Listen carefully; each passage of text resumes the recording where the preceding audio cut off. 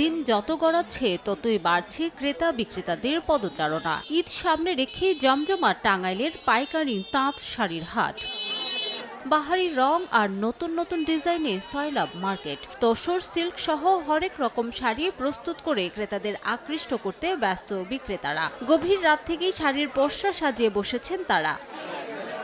তাঁত শিল্পের সঙ্গে জড়িত ব্যবসায়ীদের দাবি, ঐতিহ্যগতভাবে আন্তর্জাতিক পরিমণ্ডলে জায়গা করে নিলেও বর্তমানে লোকসান গুনছেন মালিকরা। প্রায় ৭০% তাঁত ইতোমধ্যে বন্ধ হয়ে গেছে, বাকি ৩০% চলছে খুঁড়িয়ে খুঁড়িয়ে। তবে এবছর তুলনামূলক ভালো বেচাকেনা হচ্ছে বলে জানান ব্যবসায়ীরা। যারা প্রান্তিক ব্যবসায়ী, কুটির শিল্প আমরা হাতে তৈরি করি, আমরা বহুত কঠিন অবস্থায় আছি। বর্তমানে আমাদের তাঁত বন্ধর দিকে একবারে নিম্ন একবারে হাই লেভেলের যে ব্যবসা তা না, মানে সীমিত মিডিয়াম আকারে। গতবারের সাথে পিছে ২০-৩০ টাকা বাড়ছে।